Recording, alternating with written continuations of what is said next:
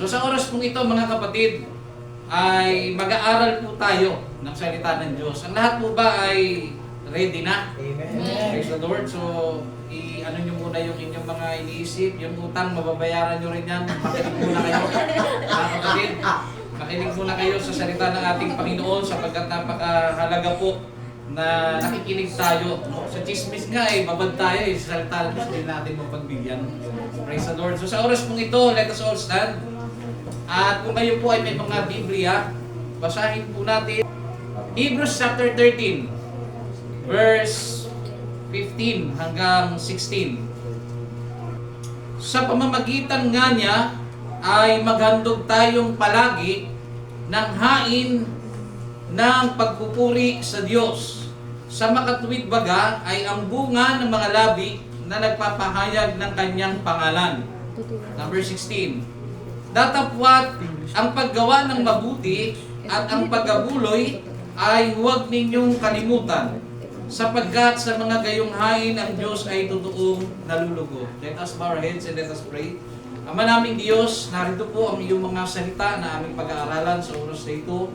Dalangin ko po o Diyos na ito po ay magbigay po sa amin ng kaalaman at karunungan ng pagkatuto na matutunan po namin anuman po ang inyong kalooban sa aming buhay. Buksan niyo po ang aming mga puso, ang aming mga kaisipan, na maunawaan po namin, Panginoon, ang dahilan bakit po kami naririto. Nawa, Panginoon, katagpuin niyo po, Diyos, ang aming mga pangangailangan na sa araw pong ito, masumpungan ka namin. At masumpungan po namin ang iyong biyaya sa araw na ito. Nawa, ang aming mga puso at isipan ay punuin niyo po, Diyos, ng pagpapala. Nawa, ang kalakasan po ay sa amin sa umagang ito. Ito po aming dalangin, Ama, sumayin niyo po ang kapurihan, ang kaluwalhatian at ang kadakilaan magpasawalang hanggan sa dakilang pangalan ng Panginoong Hesus. Amen. Praise the Lord. Ay, magpakad po natin ang Panginoon. Tayo po ang makakaupuan, mga kapatid. So sa oras na ito, mga kapatid, ang paksa na ating pag-aaralan ay pinamagatang ang paghahandog. Yan, ang paghahandog. So ang layunin po nito, mga kapatid, ay maipaalam sa atin kung ano po ba ang tinatawag na paghahandog. Sapagkat yung paghahandog po, hindi po lahat ng tao ay nalalaman po ang paghahandog at tamang paghahandog. Ang alam lang po natin paghahandog, pag kayo po ay nabati sa puno ng balete, mag-alay ka ng sisiw. O mag-alay ka ng kung ano-ano. No? So yun din po ay paghahandog na kung saan ay kinasanayan po ng maraming Pilipino. At by the way po, sa mga kapatid natin, meron ba sa inyo nakaranas dito na nabati daw kayo? Amen. Hinati nyo rin ba sila? Praise the Lord. So, ayan po. Tapos pag pumunta ka sa manggagamot, ang sasabihin, pumunta ka daw doon sa kung saan puno ka nag-ingay, kung saan puno ka na perwisyo, tapos mag-alay ka. So may mga ganyan po mga kapatid na sinasabi. So balit ang ating pong pag-aaralan ay patungkol po sa tinatawag na paghahandog sa Diyos. At kung ating babalikan, dito po sa Hebrews chapter 13, verse 15. Paisa-isa po muna tayo. Ang sabi po dyan, mga kapatid, sa pamamagitan niya ay maghandog tayong palagi ng hain ng pagpupuri sa Diyos. Ang sabi po ng Biblia, maghandog daw po tayong palagi, hindi po minsan, hindi po mga kapatid isang beses lang, kundi maghandog tayo ng hain palagi. Ano po yung klaseng paghahain na yun? Yun po yung pagpupuri sa Diyos. Gaya po kanina, nagsabi si kapatid na Jerome, patungkol po sa tinatawag na testimony. Hindi ba't binibigyan po kayo ng kalayaan na tumayo para ipahayag po yung kabutihan ng Diyos sa inyo? Isa po yan, mga kapatid, sa gustong-gusto ng Panginoon. Amen. Kapag ang isang tao po ay tumatayo at pinapatotohanan niya kung gaano po naging mabuti sa kanya ang Diyos, nagpapasalamat sa gitna ng mga tao kung paano siya binago ng Diyos, paano siya tinulungan ng Diyos, paano siya, mga kapatid, sinusuplayan ng Panginoon, yan po ay gustong-gusto ng Diyos.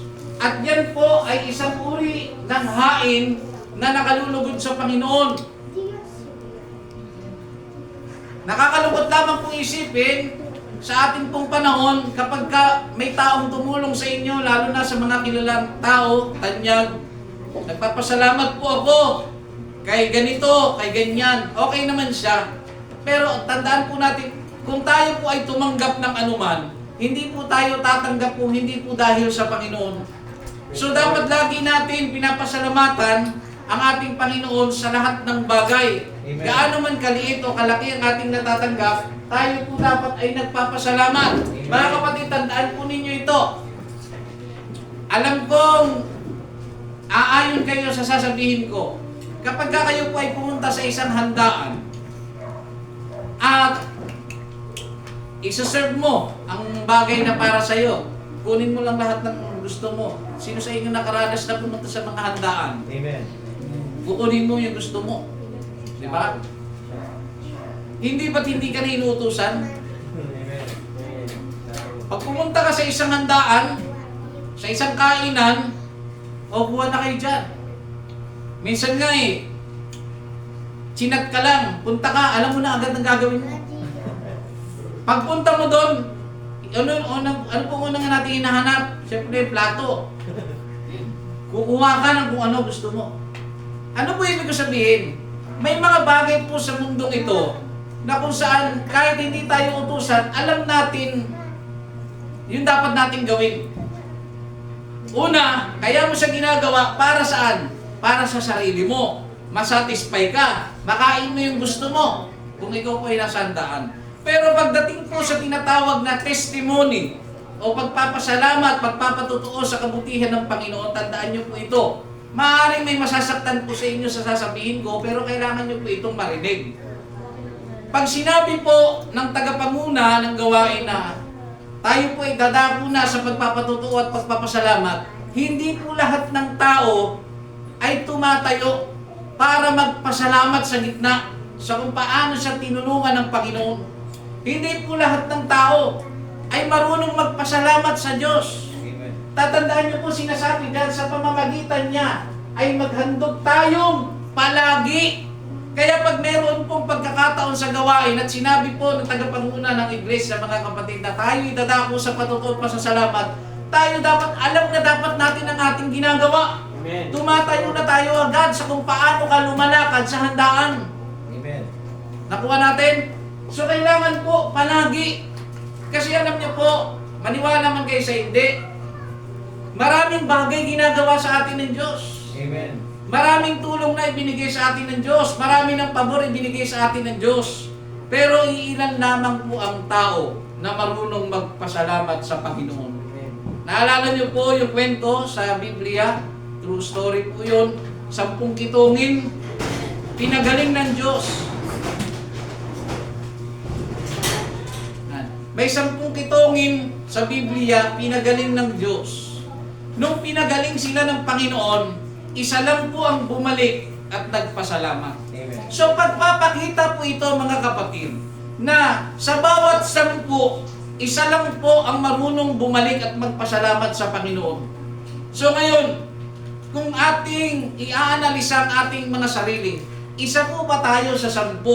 Ang lahat po ba na nasa loob ng simbahang ito ay isa sa 10, mga kapatid, na kayang magpasalamat sa Panginoon? Amen. No? So dito po natin makita, maghandog tayo palagi ng pagpupuri sa Diyos. Sa mga tuwid baga ay ng bunga ng mga labi na nagpapahayag ng kanyang pangalan. Kaya nga, salamat po sa Panginoon, mga kapatid, sapagkat tinulungan ako ng Diyos. Salamat po sa Panginoon, mga kapatid. Pinatututuhanan ko na ang Diyos ay dakila sapagkat pinagaling niya ang aking nanay, ang aking tatay sa kanilang karamdaman. Tumawag ako sa kanya, tumugon siya sa akin. Yun po yun, mga kapatid, napakasimple. Bunga ng mga labi na nagpapasalamat. Yan po dapat ang ginagawa po natin. At hindi lamang po sa bawat gawain, gayon din. Paggising po sa umaga, Amen. lumuhod po agad. Salamat, Panginoon, sa buhay at kalakasan. Salamat po sa panibagong buhay.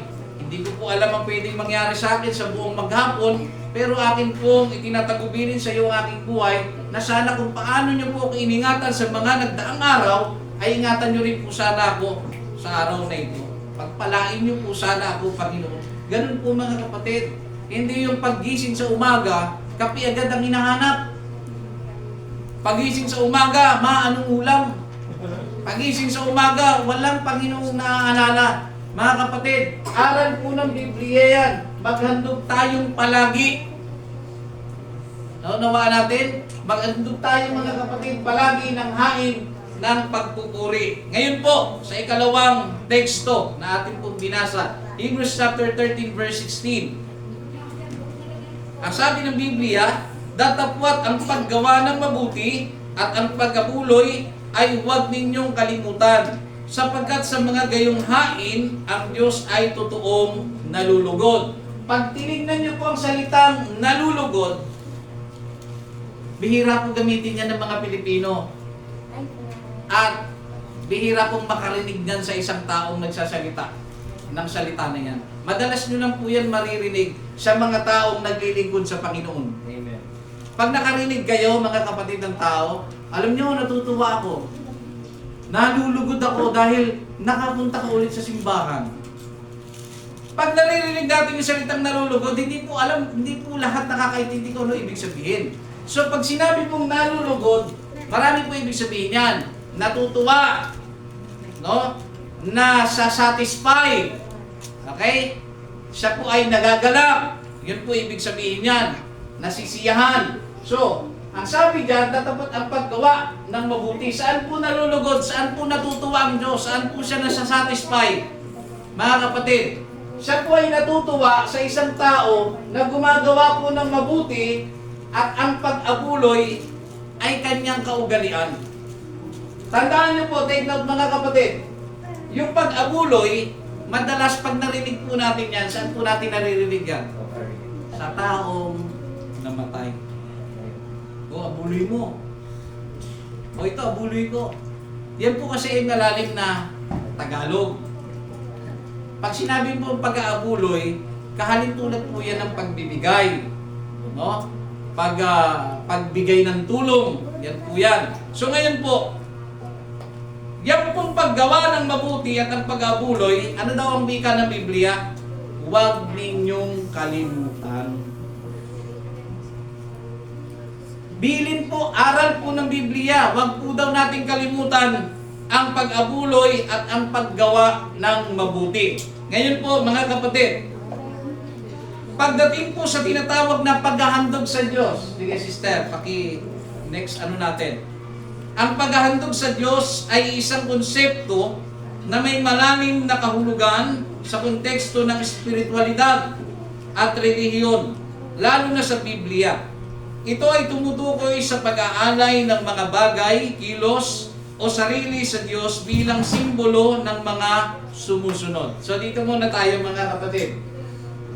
Ang sabi po dyan, pag-alay ng mga bagay, kilos, o sarili bilang simbolo sa Diyos, sa mga sumusunod.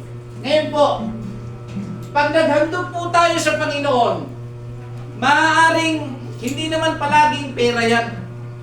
Okay? Una dyan sa listahan, bagay. Ano ba yung bagay na gusto mong ihandog sa Panginoon? Ano bang mga bagay na gusto mong gawin para sa Panginoon? Ano rin po ba yung mga bagay na gusto mong ikilos sa Panginoon? Halimbawa, pagkilos, nakakilala ka sa Panginoon. Gusto mo ngayong dalhin ang magulang mo, ang kapatid mo, na kung paano ka binago ng Panginoon, kung paano mo nakilala ang Diyos, gusto mo rin silang makakilala. So anong gagawin mo? Kikilos ka ngayon. Kikilusan mo. Kung gusto mong maligtas ang iyong kaibigan, ang mga mahal mo sa buhay, kailangan mong kilusan yan mga kapatid. I-work out mo yan sila. Invite mo sila. No, anyayahan mo sila. Dumalo ka. Kasi tandaan niyo po mga kapatid, tingnan niyo ha, bihira po sa isang tao ang nagtatagal sa paglilingkod sa Diyos. May mga tao po, pag nakakilala sa Panginoon, good for 1 week, 2 weeks, 1 month, swerte naman ka isang taon. Bakit po? Kasi marami po sa mga mananampalataya, pag nakakilala na sa Panginoon, akala nila doon na nagtatapusan lahat. Anong susunod na mangyayari? Makikita mo na ulit sila sa dati nilang pamumuhay. Makikita nyo na sila sa tungitan ulit. Makikita nyo na sila ulit sa inuman. Makikita nyo na sila ulit sa mga walang kakwenta-kwentang ginagawa nila dati. Yung minsan nilang isinuka na buhay, minsan nilang hinihingi ng tawad sa Panginoon. Na Panginoon, hindi na ako babalik sa dati kong buhay, sa dati kong kasalanan. Pagkalipas ng maraming panahon, maraming araw o buwan, makikita mo ulit sila kung saan sila nanggaling. Ganyan po ang tao. Hindi lahat ng nagsuko ng buhay sa Panginoon ay kayang manatili sa Diyos. Naunawaan natin mga kapatid. So, kung babalikan po natin ang ating pinag-aaralan, bagay, kilos, o sarili sa Diyos. Ito po yung mabigat-bigat eh. Pag hinandog mo sa Diyos ang sarili mo, wala ka ng karapatan. Wala ka na po mga kapatid paghahari sa buhay mo. Ano naman natin? Kapag ang isang tao po pinaghaharian ng Diyos, ibig sabihin, mayroon pong naghahari sa Kanya. Sa madaling salita, para maintindihan po natin, pag sinabing sa isang kaharian, bakit tinatawag na kaharian ang isang kaharian? Sapagkat mayroong hari. Naman natin? So ngayon, kung ang isang tao ay pinaghaharian ng Diyos, sino dapat ang nasusunod? Ang hari. Sino dapat ang hari niya? Ang Panginoon. Naunawaan niyo mga kapatid?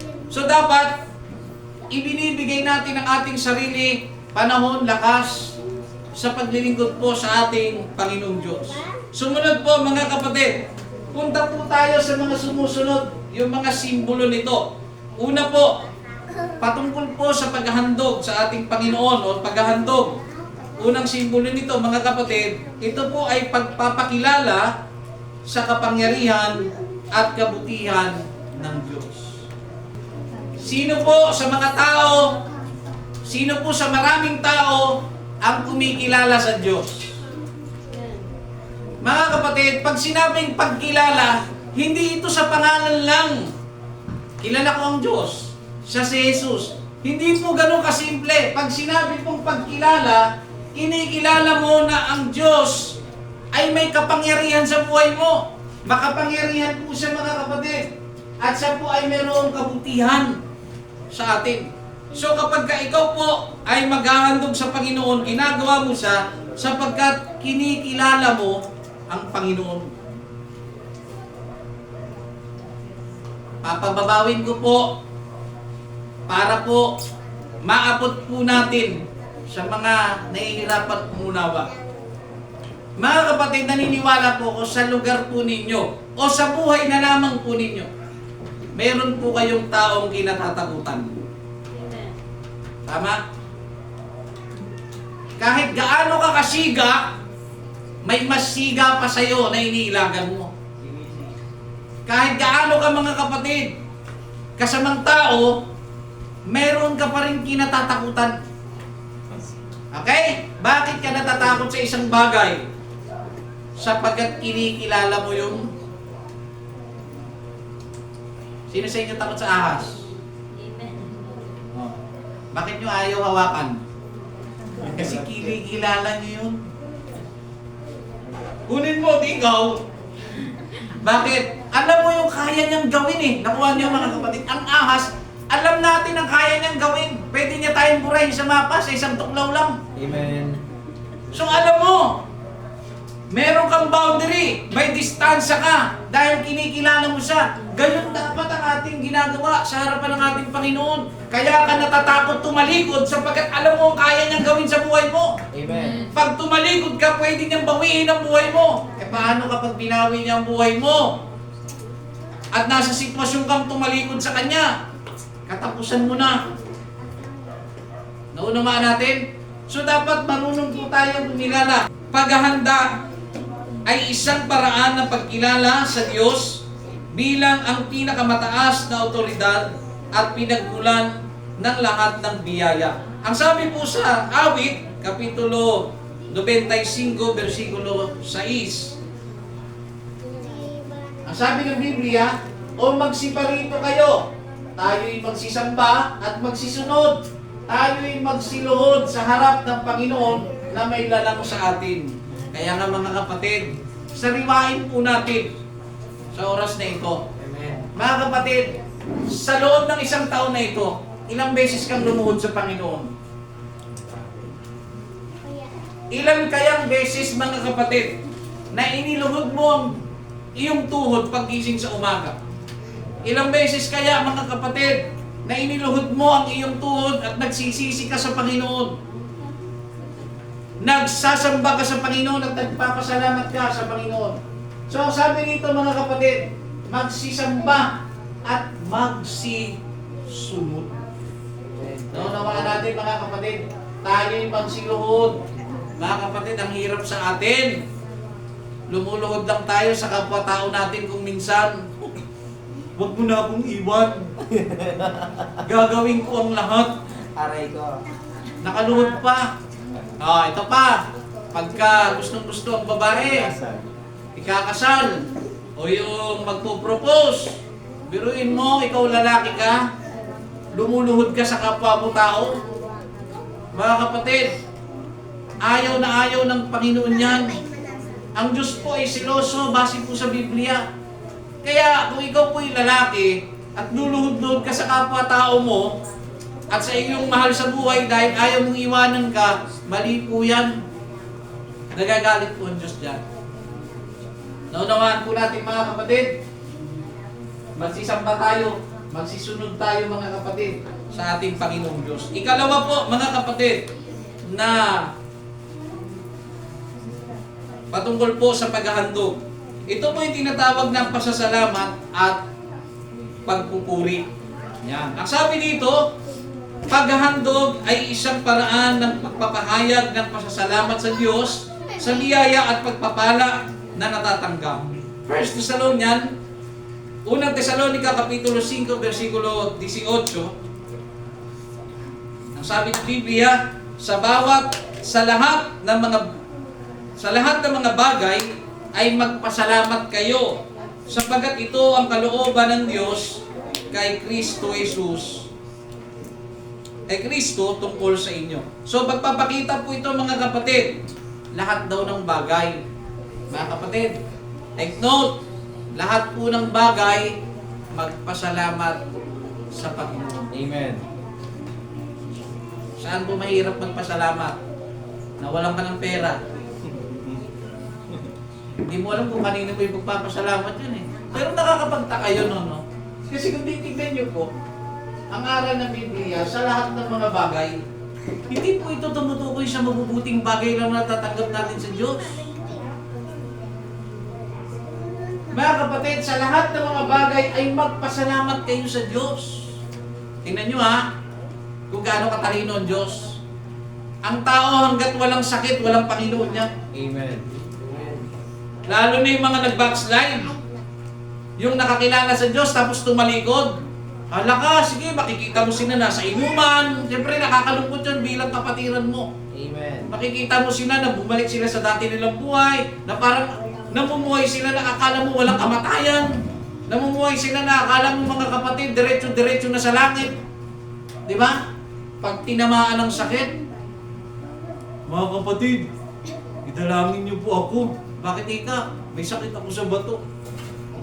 Ano ba nangyari sa'yo? Kakakain ko po ng mga maalat. Kakainom ko po ng soft drinks. Etc. Ano po ang nangyari? Nagkasakit.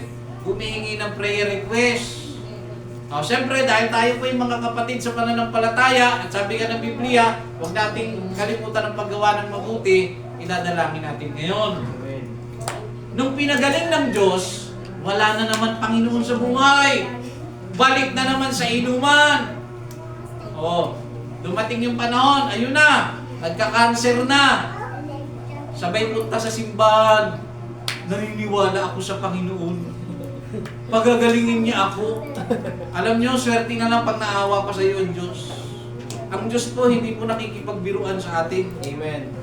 Kapag gusto ka niyang iligtas, ililigtas ka niya. Right. Pero kung ayaw mo magpaligtas, hindi ka niya pipilitin, kapatid.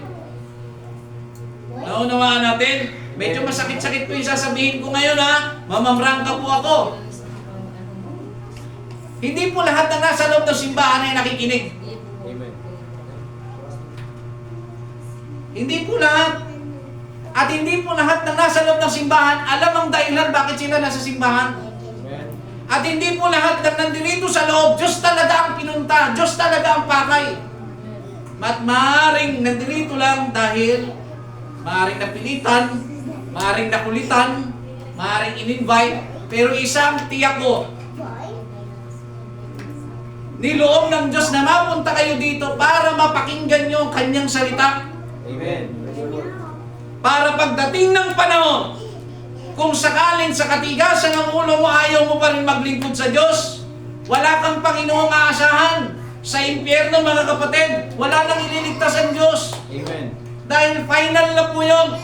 Kung bubuksan lang po natin ang ating isipan, sabi ko nga sa mga una kong pangaral, ang lakas-lakas ng loob ng tao. Alam niyo kung bakit? Kasi pare-parehas sila eh. Pare-parehas sila ng hilig. Isipin ninyo, yung paggawaan ng alak, tumigil ang operation dahil yung may-ari ng alak nakakilala sa Diyos. Yung paggawaan ng sigarilyo, tumigil ang operation dahil yung may-ari ng paggawaan ay nakakilala rin sa Diyos. Ako po'y naghahalimbawa lang ha. Lahat ng establishmento, mapa-SM, lahat ng alam nating pasyalan na may-ari, nakakilala sa Diyos, halimbawa. At lahat ng tao nakakilala sa Diyos at ikaw na lang ang hindi. Hindi ba't para kang abnormal? Wala nang sasama sa'yo. Amen. Walang sasama sa trip mo. Dahil lahat gustong magsimba sa Diyos. Ikaw wala kang kasama. At walang may gustong sumama sa'yo. Dahil ang isip mo malayo sa Diyos. Nakuha natin mga kapatid. Kaya malakas ang loob ng tao na hindi po sila nagsisimba. Imbis na dapat magsimba, pumupunta sa mga pasyalan. Kasi nga yung mga pinupuntahan po nila ay mga tao rin na hindi kumikilala sa Diyos. Pero kung babalik rin natin, lahat ng tao kumikilala sa Diyos at kung meron man ditong matigas sa ulo at puso sa Panginoon, ayaw isuko ang buhay, wala kang kasama. Kasi lahat ng tao maglilingkod sa Diyos eh. Praise the Lord. Wala kang mayayaya na para inuman tayo, huminto ka na pre, nakakilala na ako sa Diyos. Wala ka na. Anong gagawin mo? Mapipilitan ka. Kasi kahit manood ka ng TV, puro Panginoon ang discussion. Naunawaan ninyo? Manunood ka. Wala na yung mga dati mong hilig panoorin, pati yung mga horror movie, mahilig ka dyan, mga Marvels, mahilig ka dyan. Lahat na puro pang Panginoon na. Isipin nyo kung gano'n ang mundo. Kamusta ka kaya? Ano kaya mangyayari sa buhay mo? Di ba? Makikinig ka dati, di ba? Manghihilig tayo sa mga kanta. Yung mga kantang makasalibutan. Biruin mo, lahat ng kanta magiging kanta na ng Panginoon. Kawawa ka siguro sa mundong ito. Di ba? Yan ang isipin natin mga kapatid. Kaya kung magtataka po kayo, bakit may mga tao na kahit nakakilala na sa Diyos, balik pa rin ang balik, mga kapatid, balik ng balik sa kasamaan. Balik ng balik sa mga kasalanang ginagawa. No? Huwag po kayo magtaka. Sapagkat may nababalikan kasi. May mga natira kasi. May mga hindi kasi isinuko. Nakuha natin mga kapatid. So tuloy po tayo mga kapatid. 1 Thessalonians chapter 5, verse 18, tuloy lang natin. Ang lahat ng mga bagay ay sa lahat ng mga bagay ay magpasalamat kayo sapagkat ito ang kalooban ng Diyos kay Kristo tungkol sa inyo. Ito pa, alam niyo po ba yung hindi po lahat ng masamang bagay na nangyayari po sa atin ay nakakasama. Naunawahan po natin. Inuulit ko po, ang pagpapasalamat po na ito, hindi po lamang sa mabubuting bagay, pati rin sa mga bagay na hindi po maganda na nangyayari sa atin. Alam niyo kung bakit? Bigyan ko yun na halimbawa. Madaling-madali ka.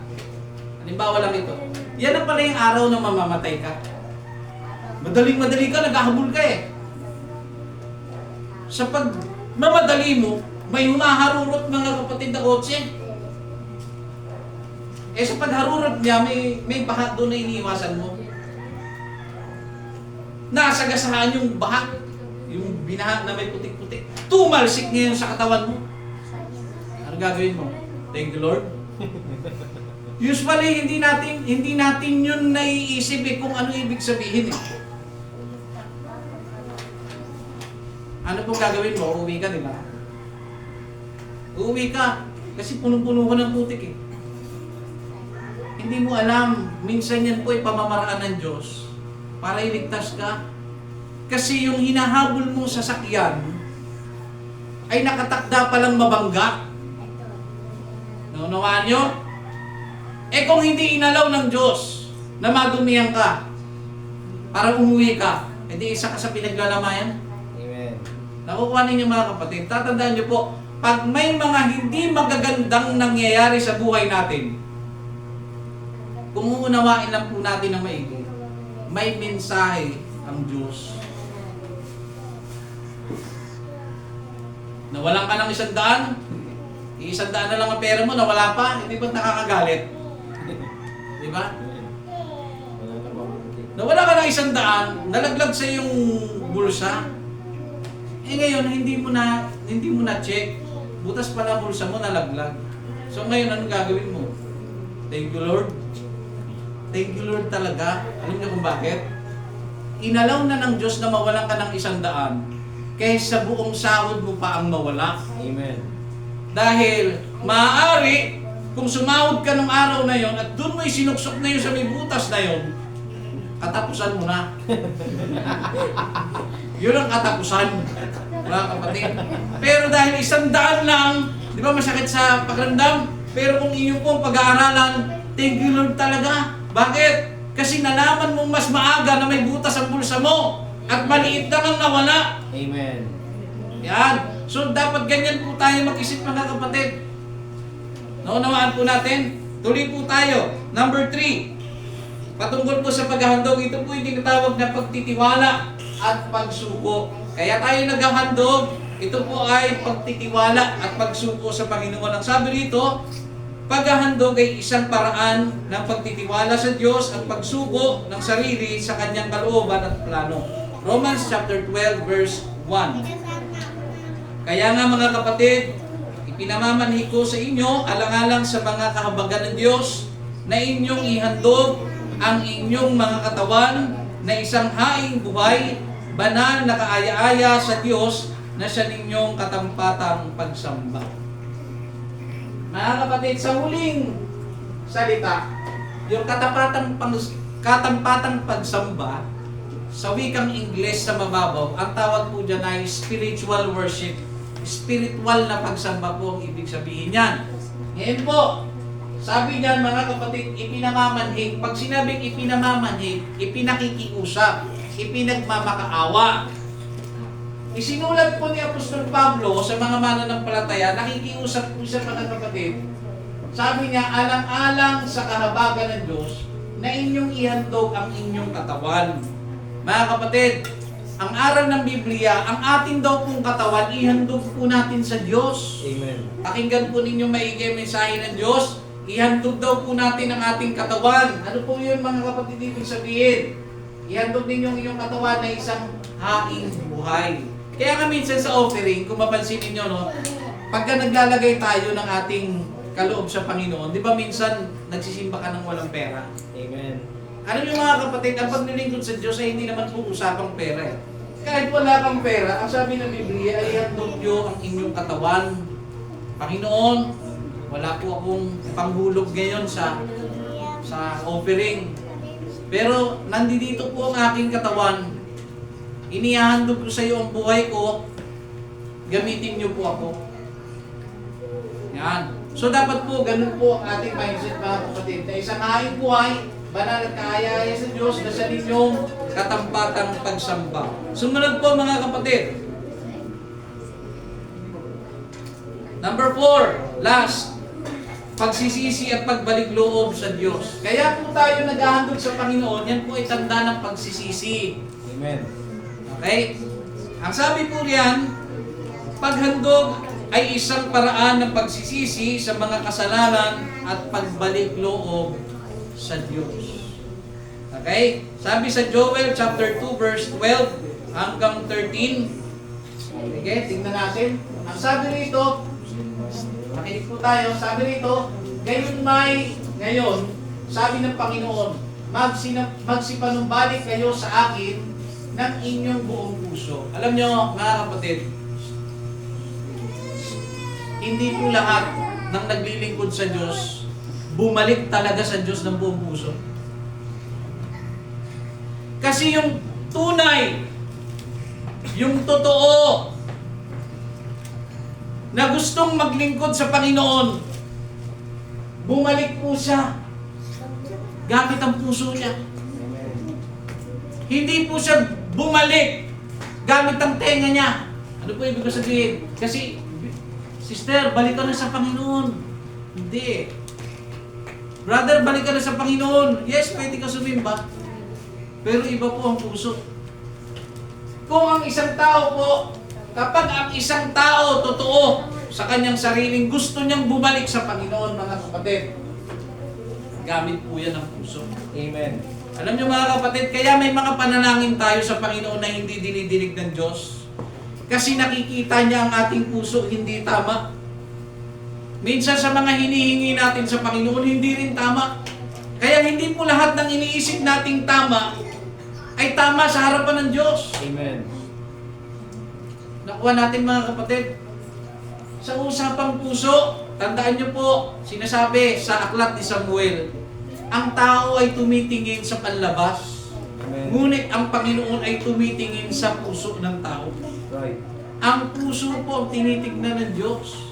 Hindi ang kagandahan ng tao, hindi ang achievement ng tao ang tinitignan ng Diyos, kundi ang puso. Alam niyo po, kahit sobrang sama mo at isipin mong ikaw pa ang pinakamasamang tao sa buong mundo, ang sabi niya, kung magpapanumbalik tayo sa Panginoon ng buong puso, tatanggapin tayo ng Diyos. Amen. Sabi diyan mga kapatid, magpanumbalik kayo sa akin ng inyong buong puso na may pag-aayuno. Tingnan ninyo, iba talaga nagagawa ng pagpapasting. Alam niyo po ba yung pag-aayuno sa mga hindi nakakaalam? Pag sinabing pag-aayuno, ito po yung pamamaraan ng isang tao na hindi po siya kumakain at hindi po siya umiinom ng tubig. Ibig sabihin, pag-gising niya sa umaga, walang siyang gustong gawin. Hindi niya ipipid ang kanyang sarili. Kasi alam niyo kung bakit? Kapag busog tayo, madalas hindi tayo nag-iisip patungkol sa Panginoon eh. Pag busog ka, hindi ka nag-iisip patungkol sa Diyos. Pero pag gutom ka, ikinumit mo ang iyong sarili, nakita mo ang sarili mo na gusto mo talagang bumalik sa Panginoon, kung gagamitin mo ang pamamaraan ng pag-aayuno, pagpapakita po yan eh, sa Panginoon na seryoso ka. Nakuha natin mga kapatid. So pag ang isa pong tao ay nag-aayuno, o hindi po siya kumakain, at hindi rin po siya umiinom, may kalalagyan siya sa Diyos. Amen. Meron pong space ang Diyos para sa kanya sa habag. Sumunod po, at may pananangis, at may pananambitan. So kapag ang isang tao po ay magbabalik loob sa Diyos, gusto ng Panginoon buong puso, gusto ng Diyos nag-aayuno, gusto ng Diyos may pananangis. Yung pananangis, alam niyo po, isang malalim na uri ng pag-iyak yan eh. Amen. Malalim na uri ng pag-iyak. Tapos yung pananambitan, sa isang pong termino ng Tagalog, yan po ibig sabihin ay pananaghoy. Nananaghoy ka. Yan. So, sino sa inyo nakaranas dito na tumatawag kayo sa Panginoon na talagang nagagamit nyo ito? No? So, iyan po ang kailangan po natin. Sumunod po, number 13. At papagdalamatiin ninyo ang inyong puso at hindi ang mga damit ang inyong hapakin. At kayo'y magsipanumbalik sa Panginoon ninyong Diyos sapagkat siya'y maawain at puspos ng kahabagan. Banayad sa pagkagalit at sagana sa kagandahang loob at nagsisisi siya sa kasamaan. Pansinin niyo po ito kung anong uri ng attitude meron ang Panginoon na pinaglilingkuran natin. Ang sabi din mga kapatid, gusto lang talaga ng Diyos, bumalik daw tayo sa Kanya. Isipin ninyo ha, isipin nyo lang, kung ikaw ay suwail na anak, o ikaw ay isang taong masama, wala nang gustong tumanggap sa'yo kahit na, sabihin mo lang nasa sitwasyon ka na, kahit ang kamag-anak mo, sinusuka ka na. Kahit ang sarili mong magulang, kapamilya, ayaw na rin. Dahil sobrang ang sama mo eh. Binibigyan ka ng pagkakataon, pero hindi mo pinapahalagahan. Okay? Binibigyan ka ng pera ng nanay mo, ginagamit mo sa pag-iinom, paglalasing, o anumang bisyo mga kapatid. Tapos, paulit-ulit ka. Hindi ba't nakakaumay? Amen. Praise the Lord. Wala nang tatanggap sa'yo. Pero, kapag dumating ka sa isang punto ng buhay mo na wala ka ng pag-asa, wala ka ng tsansa, wala nang may gusto ring magmahal sa'yo at makisama sa'yo, meron isang Diyos na kaya kang tanggapin. Amen. Kahit dumating ka sa isang sitwasyon na parang wala nang gustong maniwala sa'yo, kapatid, may Diyos na tatanggap sa'yo. Ang point lang dito mga kapatid, sabi diyan, magpanumbalik tayo sa Panginoon sapagkat siya'y maawain, puspos ng kahabagan, banayad sa pagkagalit. Pag sinabing banayad sa pagkagalit, siya po ay, sa wikang English, ay slow to anger. Pag sinabing slow to anger, hindi po siya mabilis magalit. Hindi po yan gaya ng aso na pag... Diba? Ang aso mabilis magalit eh. Pero ang Panginoon mga kapatid, hindi po siya mabilis magalit. Kaya nga kung mapansin ninyo, di ba? Bakit pa kasi binubuhay ng Diyos yung mga ganitong tao eh? At bumatay na itong mga to eh. Di ba may mga ganun po tayo eh. Lalo na to sa mga buhaya dito sa Pilipinas, kaya naghihirap tayo sa mga buhaya na to. Kung ang attitude ng Diyos, attitude natin, patay na sila lahat. Kasi desisyon mo masusunod eh. Lahat kayong mga buhaya sa Kongreso, mamatay na kayo. Di patay nila lahat.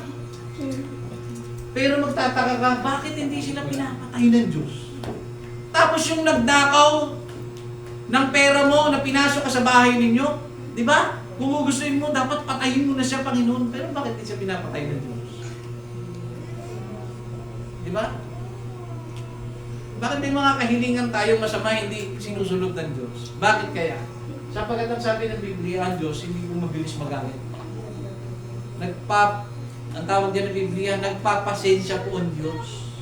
Mapagpasensya ang Diyos. Kasi pag sinabi mo, Panginoon, ang wish ko ngayong Pasko, Sana. sana mamatay na lahat ng masama, kasama ka ron. Bakit? Masama ka rin.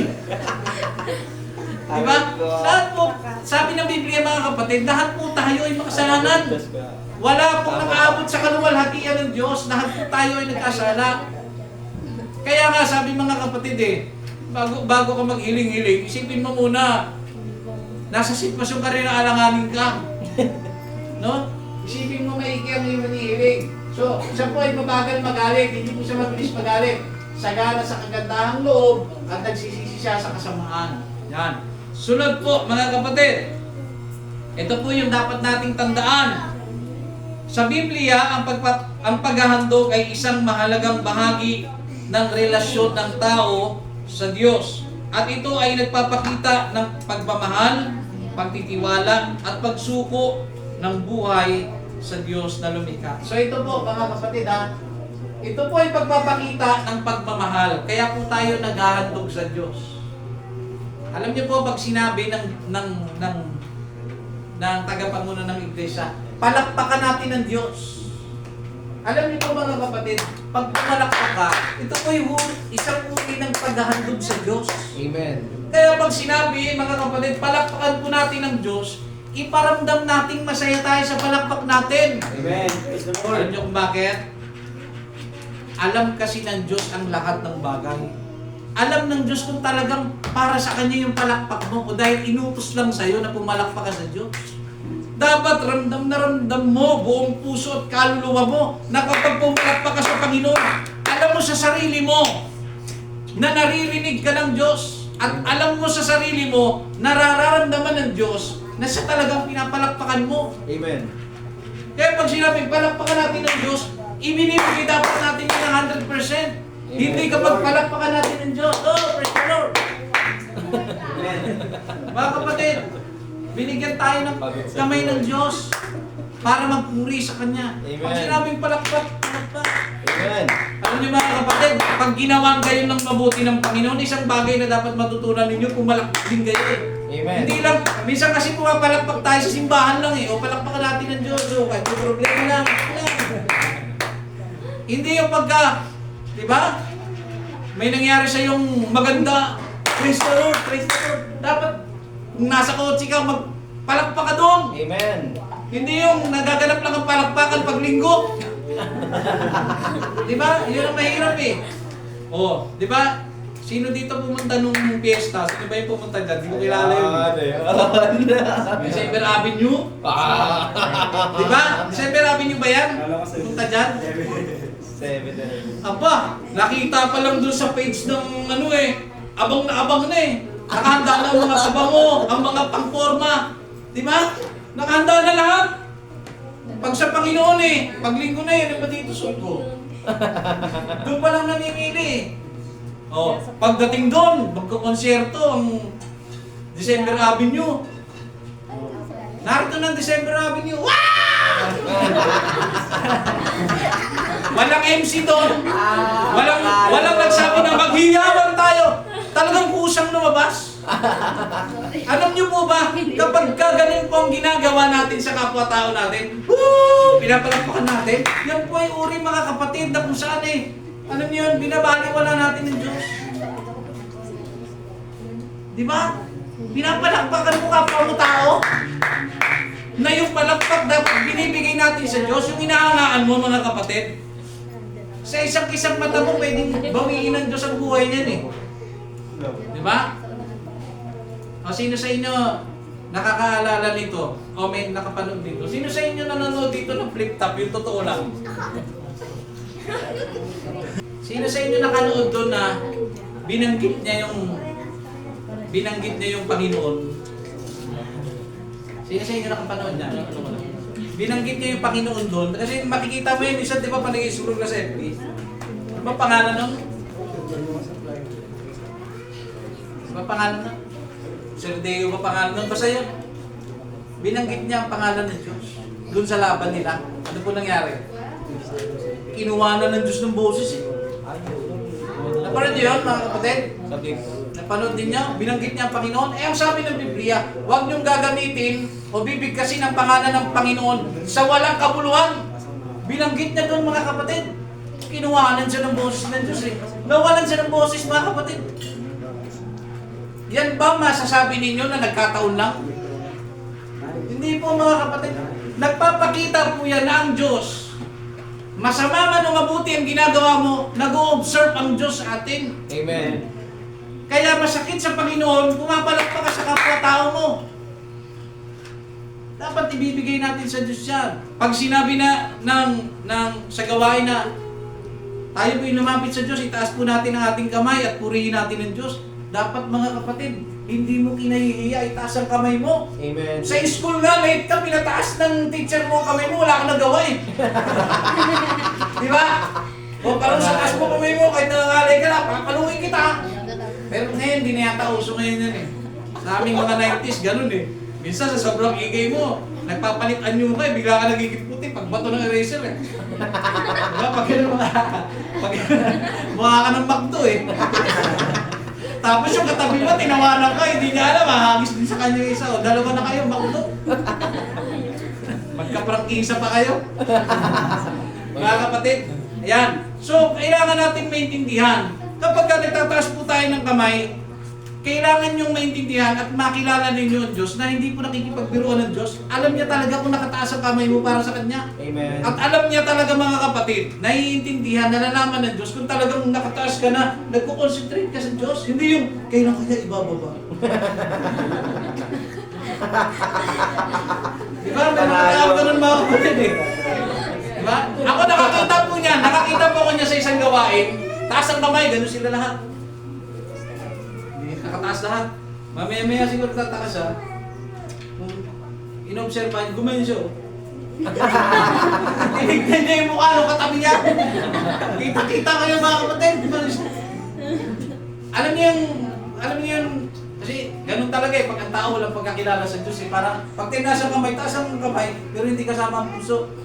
Lahat ng gagawin dapat natin, dapat kasama ang puso. Pag tinaas mo kamay mo, naiintindihan mo. Kumukonekta ka sa Diyos, hindi pag gano'n. Taga lang. Ay, hindi pa nakapikit pa eh. Nakapikit. Mga kapatid, hindi po. At saka pagkakanta tayo, di ba? Hindi yung kumakanta ka lang pag wasak na wasak ka. Di ba? Ikaw na pala. Ano yung kanta yun? Tapos umiiyak pa, feel na feel pa. Iniwan niya ako nag-iis. Umiiyak talaga siya, feel na feel niya. Bakit? Bakit ka umiiyak? Bakit nagre-response? Nagre-react ang katawan mo? Kasi galing sa puso. Kaya kapag umawit ka sa Panginoon, naiiyak ka, ibig sabihin, yan ay kumpirmasyon na galing sa puso mo yan. Amen. Pag nagtaas ka ng kamay, tumutululuha mo, kumpirmasyon yan na talagang sa Diyos mo ginagawa yan. Amen. Pag pumapalakpa ka, naiiyak ka kahit pumapalakpa ka, kumpirmasyon niya na talagang ikaw ay sa Diyos pumapalakpak. Amen. So lahat dapat ng ating gagawin mga kapatid ay para sa ating Panginoong Diyos. So tuloy po tayo mga kapatid. Sumunod. Ang sabi po rito, sa Hebrews chapter 13 verse 15 hanggang 16, malapit na po tayo matapos. Ang sabi po, maghandog tayong palagi ng hain ng pagpupuri sa Diyos. Ano-ano po ba yung pagpupuri? Pagpalakpak, pagtaas ng kamay, pagka tumutugtog. Alam niyo po pagtugtog, isang pupuri ng pagpupuri yan sa Diyos. Tumutugtog ka, dapat galing sa puso mo. Kasi ako po nakakakita po ng mga musician sa simbahan. Meron po ako natinan, makikitaan mo ng kayabangan eh. Amen. Alam niyo kung bakit? Mararamdaman mo kasi na hindi Diyos ang tinataas niya. Iburuin mo ha. Una, tutugtog ka, lalaki ka. Ang aral ni Kristo sa lalaki, huwag magpahaba ng buhok, ang haba ng buhok niya. Tutugtog siya ngayon, tapos mararamdaman mo yung galaw, yung mga extra moves na talagang, yung parang naging center of attraction siya. Di ba? Gusto mo, may gusto kang patunayan, alam nyo, obserbahan ninyo, lumagay kayo sa katayuan ng Diyos, tingnan nyo, yung ginagawa ng anak mo. Di ba? Lumagay kayo sa katayuan ng Panginoon, makikita mo eh, grabe ah. Kala mo talaga nagpupuri sa akin ah. Di ba? Nagyayabang lang eh, lalo na pagharap yung crush. Talagang, kahit hindi niya naman talaga ugali, talagang, sabi kasi mag-worship eh. Pero pag wala yun, tamad na tamad. Ako napipilitan lang eh, wala lang kapalit eh. Mga kapatid, mali po yun mga kapatid. So, yun po ay isang uri ng pagpupuri sa Panginoon. No? Ano pa mga kapatid? Pag nagpapatugtog ng masaya, di ba nasayaw tayo, napalakpak tayo, alam din ng Diyos kung para kanino mo yung ginagawa. Wala po akong nakitang para sa Diyos na ganito ang sayaw. Oh. Anong Diyos kaya yun? Diyos ng kahoy siguro yun. Kasi ang alam kong Diyos, ang sabi ng Biblia, pag sumayaw tayo, sasayaw dapat tayo sa Panginoon ng maayos. Diba?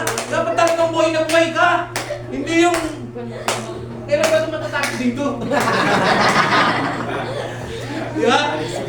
Kaya pag baguhan ka sa simbahan, minsan pag nakakita ka ng tao nakakaintindi ng pagpupuri, hindi natalon-talon. May pasikat. Di ba? Pasikat. Pero hindi mo naiintindihan, ang Diyos tuwan-tuwa sa kanya. Tapos siya, nagsasabing pasikat, ang tingin sa'yo ng Diyos, ano ka? Tawag nito, mangmang ka. Wala kang alam. Di ba? Tayo nga eh, dumating lang yung tablet galing ng padala eh. Ah, yan ang tablet! Diba? Wala namang Diyos doon. Tablet pa lang, nagpuri sa tablet. Di ba? Pag hawak ng tablet mo, Yung sound. di ba? Eh, mumurahin na pala yung tablet. Ay, mumurahin lang. Nalungkot pa. Mga kapatid. Ibig bang nang sabihin, lahat po ng ginagawa natin sa simbahan, dapat buong puso. Di ba? Praise the Lord. Gamitan ng puso. Pagpalakpak, pumalakpak talaga eh. Naiintindihan mo bakit ka napalakpak. Hindi yung nandyan ang crush ko. Kailangan mo pakita na nagpupuri ako para magustuhan niya ako. Diba? Huwag po sana tayong maging ganon, mga kapatid.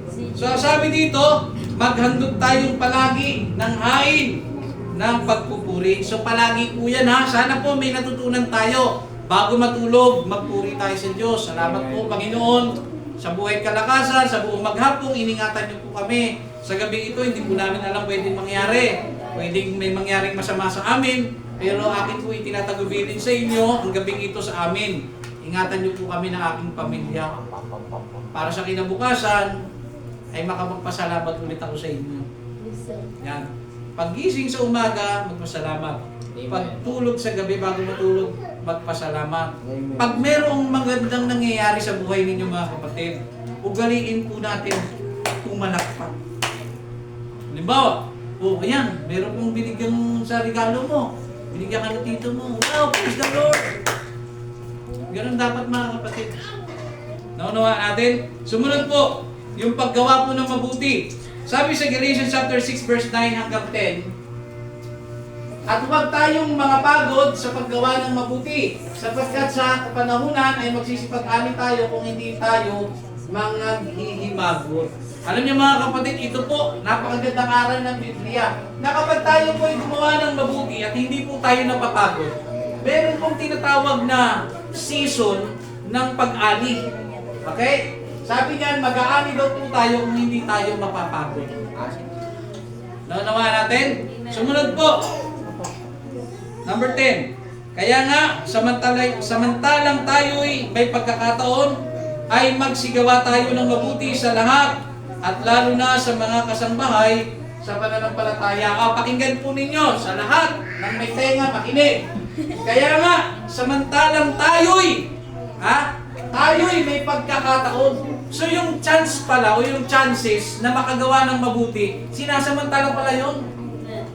Tingnan nyo yung magdanakaw, di ba? Kailan umatake? Sinasamantala nila yung pagkakataon. Pag nandiyan yung second, di ba? Ang mata nila hindi na alis. Pag nakalingat ka, sinamantala. Ano ba ibig sabihin? Samantalang tayo'y may pagkakataon, ay magsigawa tayo ng mabuti. So nagpapakita yan mga kapatid na sinasamantala dapat natin yung pagkakataon makagawa ng mabuti. At pag hindi daw tayo napagod dyan at nagsawa, mag-aani daw po tayo. Naunawaan natin mga kapatid. Amen. Sumunod po mga kapatid. Ang dapat tandaan sa paggawa ng mabuti. Matthew chapter 5 verse 46. Ang sabi diyan, sapagkat kung kayo iibig sa nagsisiibig lamang sa inyo, ano ang ganti sa inyo na inyong kakamtin? Hindi ba gagayon din ang ginagawa ng mga maniningil ng buwis? Pag sinabing maniningil ng buwis, yan po ay isang trabahong masama. Bakit po isang trabahong masama? Kasi po, may perang involved kasi dyan. Sa panahon noon, sa Biblia, pag maniningil ka ng buwis, may mga natatanggap kang extra. Okay? Sa madaling salita, nagiging makasalanan po o makasalanan po yung sitwasyon ng pagiging maniningil ng buwis. No? Sinasabi niyang iibigin lamang natin yung naibig sa atin, wala tayong pinagkaiba sa makasalanan.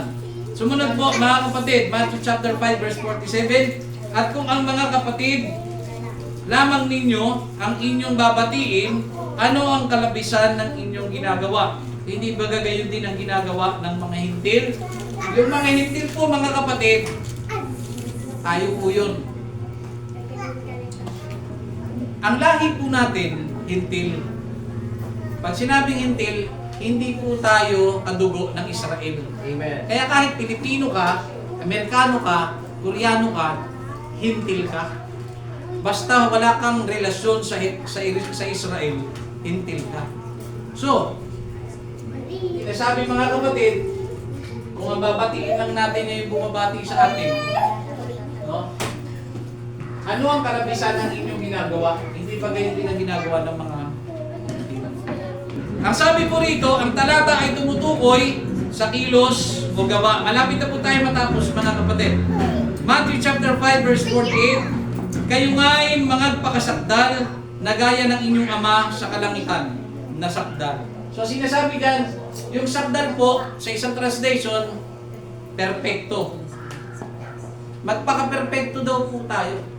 Ang pinapakita po rito mga kapatid ay patungkol po sa kilos o gawa.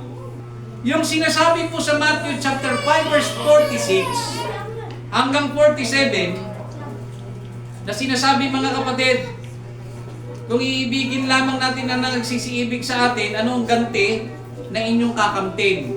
Sumunod sa 47, kung ang kapatid lamang ninyo ang inyong babatiin, ano ang kalapisan na inyong ginagawa. Ito po yung pagpapakita mga kapatid na kapag gagawa tayo ng mabuti, huwag tayong gagawa ng mabuti na sa mga taong kayang magbalik sa atin ng kabutihan. Kaya sa huli, sinabi niya, magpakasakdal kayo. Saan? Sa paggawa ng mabuti, gaya ng ating Diyos. Sumunod po mga kapatid, last part, yung tinatawag po na pag-aabuloy. Kasi kanina, maghandog tayo ng pasasalamat sa Diyos. Tama? Ano pong sumunod mga kapatid sa paghahandog ng pasasalamat? Gumawa ng mabuti. Pangatlo po, pag-aabuloy. So last part na po ito mga kapatid. Pag sinabi pong pag-aabuloy, ito po yung pagbibigay. Okay? Sa simbahan man ito, sa nanay mo man ito, mahal sa buhay, ito po yung pag-uusapan natin. Bakit kailangan mag-abuloy? Kasi aral po ng Biblia yan eh. Bakit po? Una po, sabi rito, una po, ito po ay nakalulugod sa Diyos. Natutuwa po ang Diyos. Naunawaan natin? Sumunod po, ipinapakita ang pagmamahal at pagpapasalamat sa Diyos. Kaya po tayo naghahandog o nag-aabuloy sapagkat ipinapakita natin ang pagmamahal natin sa Diyos. Ikatlo po, nakakapagpalaya ng biyaya at pagpapala. Ang sabi po sa 2 Corinthians chapter 9 verse 6 hanggang 7, kung gusto natin mag-ani, mga kapatid, ano po ibig sabihin? Magtanim ka ng marami. Sa palay, bakit sila nagtatanim ng marami? Sapagkat gusto nila marami rin ang bumanim. Amen. Ano po ito mga kapatid? Pag tayo po ay hindi po tayo uri ng taong mapagbigay, madamot po tayo mga kapatid, pagdadamutan din tayo ng tadhana. Amen. Alam niyo kung bakit? Yung kadamutan po mga kapatid, pumipigil po yan sa pagpapala ng Diyos. Amen. Makakala po rin yun. Kaya yung mga taong mapagbigay, di ba? Binigyan ka ng, di ba, dumakot ka dyan ng pera, ng barya. Kung ano madadakot mo, sa'yo na. Pag dinakot mo gano'n, dinakot mo, no? May matatanggap ka pa ba? May matatanggap ka pa ba kung may dinakot ka? Wala na. Bakit? Ayaw mo bitawan eh. Ayaw mo bitawan eh. Kung gusto mo may marami kang makuha, bitawan mo. Ano ibig sabihin? Pagkuha mo, lagay mo sa kamera. Kuha ka uli. Eh ang tao kasi sa sobrang damot natin, lalo ng mga Pilipino, mapansin mo ang Pilipino, hindi naman ako naglalata, mapansin niyo yung mga Pilipino, madamot. Alam niyo kung bakit? Kahit mabubulok na yung mangga, 30 pa rin. Di ba? Hindi pa nababawi punan, ibang-iba sa Chinese, di ba? Sabi kahit konti kita, basta kahit konti kita, basta madami. Balik agad punan. Ang Pilipino, hanggat walang punan, walang magbababa. Oh. Kaya ang Pilipino, mga kapatid, iba ang mindset eh. Gusto kumita ng malaki. Ano po punto mga kapatid? Simulan po natin buksan ang ating mga kamay. Pag may humingi, bigyan. Pero depende sa binibigyan mo. Kasi mamaya, alam mo naman niya yung humihingi, pang bisyo lang, eh, huwag mong bigyan. Diba? So, kailangan mga kapatid, nasa tama pa rin. Okay? Ang sabi rito mga kapatid, number 7, magbigay ang bawat isa ayon sa ipinasya ng kanyang puso, huwag mabigat sa loob o dahil sa kailangan sapagkat iniibig ng Diyos ang nagbibigay ng masaya. Mga kapatid, tingnan niyo po ha, iniibig ng Diyos ang nagbibigay ng masaya. Amen. Sa loob man niya ng simbahan, sa nanay mo man yan, sa tatay mo man, sa kapwa mo man yan, mahuhuli ka ng Diyos, kapatid. Tatandaan niyo po ha, mahuhuli tayo ng Diyos paano tayo nagbibigay sa ating kapwa o sa simbahan. Lalo na sa simbahan ha. Pag ikaw po ay nagbigay ng may pag-aanilangan, nagbigay mga kapatid na kung saan eh, kailangan kasi. Wala kasi ibang magbibigay. Ako lang kasi mabuti rito eh. Diba? Mga kapatid, hindi ka love ng Panginoon. Kapag gaganyan ka mga kapatid. So kung gusto po natin, tayo po ay mahalin ng Panginoon. magbigay po tayo mga kapatid, ayon po sa itinasya ng ating puso, wag daw mabigat sa loob. Lahat ng gagawin natin, wag mabigat sa loob. Naman natin mga kapatid. Mataas natin ating mga kamay, purihin natin ang Diyos. Naku, taas na naman. Ang bigat sa loob. Hindi ka mahal ng Panginoon pag gaganyan ka kapatid. No? Ngayon po, sa ating po pagkapatuloy, conclusion. Ang paghahandog sa Diyos ay hindi lamang tungkol sa binibigay natin, kundi tungkol sa pusong nagmamahal at sumusunod. Gaya ng sinasabi sa Romans chapter 12 verse 1, ihandog natin ang ating buhay bilang isang hain na buhay, banal at kalugod-lugod sa Diyos. So ito po 3 points na dapat natin tandaan. Una, Diyos ang nakakakita sa puso natin. Dito po, mga kapatid. Diyos ang nakakakita sa puso natin. Wala po tayong maitatago. Kapatid, gusto ko pong hingi ng inyong atensyon, ha? Mula ngayon, siguraduhin natin na kapag tayo po ay sisimba, dapat Diyos talaga ang dahilan. Amen. Kasi kung makita ninyo, ha, nakikita ng Diyos ang puso natin. Amen. Yung intensyon ng pagpunta mo dito, alam din ng Diyos. Ang motibo mo, alam din ng Diyos. Alam niyo dito, sa tagal ko na pong humahawak ng simbahan, marami na po akong nakita na umaattend sila kasi may nagugustuhan sila sa simbahan, may gusto silang ligawan sa simbahan. Alam niya ng Diyos. Kaya kung ikaw po'y nagpunta rito, dahil may nagugustuhan ka lang, hindi ka tatagal sa simbahan. Amen. Hindi ka tatagal sa paglilingkod sa Diyos. Amen. Oh, meron nga po dito mga kapatid eh. Meron nga sa sitwasyon, ito po totoo po ito ha, may isang lalaki gustong-gusto niya yung anak ng pastor. Gustong-gusto niya yung anak ng pastor. Nagpapakitang ano siya. Alam niyo yan, pagka ang tao kasi may gusto, pakitang gilas eh. Oh, pakitang gilas siya. Nagsisisimba rin siya. Pero alam niyo yun mga kapatid, ginagawa niya yun para lang magustuhan siya ng babae. Hindi talaga para sa Diyos. Hindi naka-address sa Diyos. At hindi niya naisip, nakikita ng Diyos ang puso niya. Pag masama ang motibo mo, hindi ka magtatagumpay sa buhay. Oh, sa kahuli-hulihan lahat ng effort niya, X. Anong sumunod na nangyari? Hindi na nagsimba. So lumitaw ang tunay na intensyon. Hindi talaga Diyos ang kanyang pinunta. Hindi talaga dahil sa Diyos kaya gusto niyang maglingkod, kundi dahil meron siyang hinahabol sa loob ng simbahan.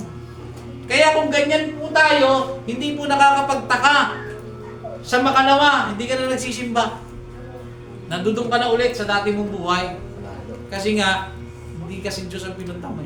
So pag pumalakpak tayo, para sa Diyos. Amen. Pag sumayaw tayo, para sa Diyos. Amen. Pag nanalangin tayo, pag dumalo tayo, pag tumulong tayo sa ating kapwa, dapat naka-address sa Diyos. Amen. Hindi yung pagka tumulong ka, o sige, pasalamatan mo ko, lumuhod ka. Yan.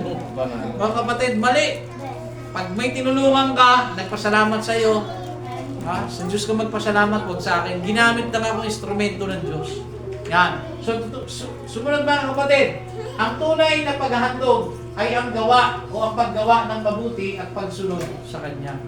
Yan. So, pag naghahandog tayo, ang ibig sabihin po niyan mga kapatid, paggawa ng mabuti at pagsunod po sa ating Panginoon. Ikatlo, gawing alay ang ating buhay para sa Kanya. Amen. Ibigay na natin ang ating buhay mga kapatid. Alam nyo, bago tayo magtapos, ito po aking gusto sabihin sa inyo, no? Tanong ito na kayo na sumagot. Gusto niyo po bang maligtas? Amen. Siyempre, lahat tayo, di ba? Gusto natin maligtas yun. Wala naman taong ayaw maligtas eh. Lalo na kung naniniwala ka talaga sa Diyos.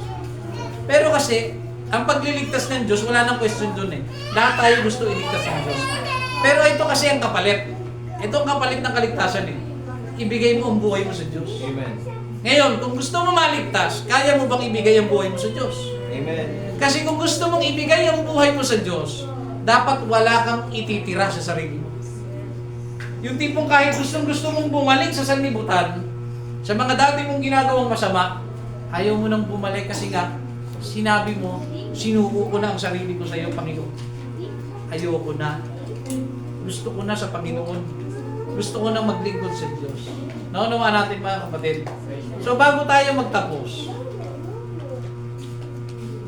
sino sa inyo gusto nyo maranasan ng Panginoon ngayon? Amen. Sino ang gustong maranasan ng presensya ng Diyos? Praise the Lord. Kung gusto natin maranasan at maramdaman ng presensya ng Diyos, itaas mo kamay mo, kapatid. No? Pag nagpuri tayo ngayon, itaas nyo kamay nyo. Huwag nyo pong gayahin yung ginagawa ng mga taong walang pagkakilala sa Diyos. Ano po yung ginagawa nila? Sa oras ng pagpupuri, wala silang ginagawa sa simbahan. Obserbahan nyo sarili ninyo. Kung kayo po tinutukoy ko, pasensya na kayo. Pero kailangan nyo ito marinig. Kung sa pagpupuri sa Diyos, nakikita nyo nagtataasan na ng kamay ang tao, nakaganito ka lang, namumuni-muni, nag-aantay kung ano oras matatapos. Nasa maling sitwasyon ka ng paglilingkod. Ulitin ko po, itataas natin ang kamay natin ngayon. Paramdam natin sa Diyos, Panginoon, gusto kitang maranasan, gusto kong baguhin mo ang buhay ko, nasa tama ka. Pero kapag ka nagpupuri na ang lahat, nakaselfone ka lang, nakaupo ka lang, wala kang gustong gawin, kapatid, ako naaawa sa sitwasyon mo. Bakit? Hindi kasi natin nakikita. Hindi natin nakikita at naiintindihan kung ano ang Panginoon sa buhay natin. Amen. Kaya pagdating po sa paglilingkod sa Panginoon, gusto ko pong ilagay niyo po sa isipan ninyo. Seryosohin ninyo ang Diyos. Dahil seryoso po ang Diyos sa inyo. Praise the Lord. Gusto kayong iligtas ng Diyos. Amen. Pero kung ayaw nyo magpaligtas sa Panginoon, free kayo. Pero, nasa huli po ang magsisisi. Right. Amen. Pag namatay ka sa oras na ito, na hindi ka nakabalik sa Panginoon, pasensyahan tayo. Kaya sa oras na ito mga kapatid, let us all stand. Pupurihin po natin ang ating Panginoon.